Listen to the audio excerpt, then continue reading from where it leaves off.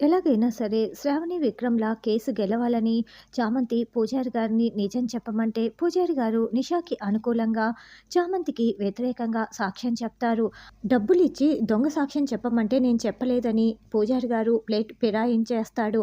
తర్వాత చామంతికి శిక్ష వేయాలని నిషా కోరుకుంటూ ఉంటుంది.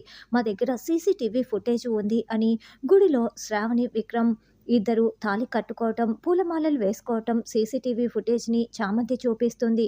ఈ కాలంలో ఇలాంటి ఫుటేజులు ఏఐ ద్వారా చాలా క్రియేట్ చేస్తున్నారు. ఇది ఫేక్ వీడియో అని నిషా కొట్టిపడేస్తుంది. ఇలా వీళ్ళ పెళ్లి నిర్ధారణ కాలేదు కాబట్టి ఆ తాళికి విలువ లేదు.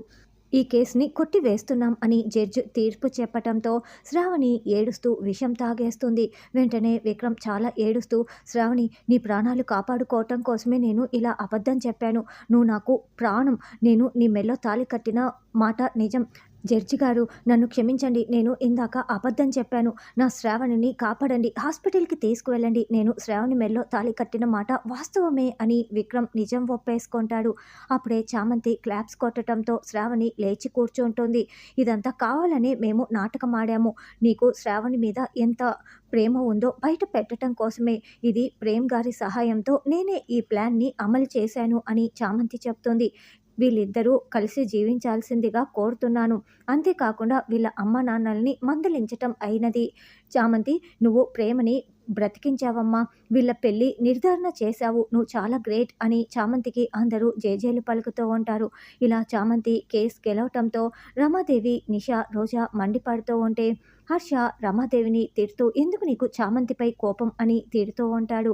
తరువాత మనం వట సావిత్రీదేవి వ్రతం చేస్తున్నాం అని రమాదేవి చెప్పటంతో మరుసటి రోజు అందరూ కూడా గుడికి వెళ్తారు. అక్కడ అమ్మ, ఇప్పుడు పూజ పూర్తయిపోయింది. మీరందరూ ఆ మర్రి చెట్టు దగ్గరికి వెళ్ళి పూజ చేసిరండి అని పూజారి గారు చెప్పటంతో దారం తీసుకొని పెళ్ళైన ఆడవాళ్ళు మాత్రమే ఆ మర్రి చెట్టుకి దారం చుట్టి వస్తారు. అప్పుడే చామంతి చేతిలో ఉన్న కొన్ని వస్తువులు కింద పడిపోయి అమ్మవారు పిలుస్తున్నట్లుగా అనిపిస్తూ ఉంటుంది. నేను కూడా ఈ వ్రతం చేయమని నువ్వు నాకు చెప్తున్నావా తల్లి అని చామంతి కూడా ఆ చెట్టుకి దారం చుడుతూ ఉంటుంది. అప్పుడే రోజా అక్కడికి వచ్చి, ఏయ్, పెళ్ళైన వాళ్ళు చేసే పూజని నువ్వు చేస్తున్నావేంటి? అంటే నీ పెళ్ళి అయిపోయిందా అని రోజా నిలదీస్తూ ఉంటే, ప్రేమ్ కట్టిన తాళిని గుర్తు చేసుకుంటూ చామంతి టెన్షన్ పడుతూ ఉంటుంది.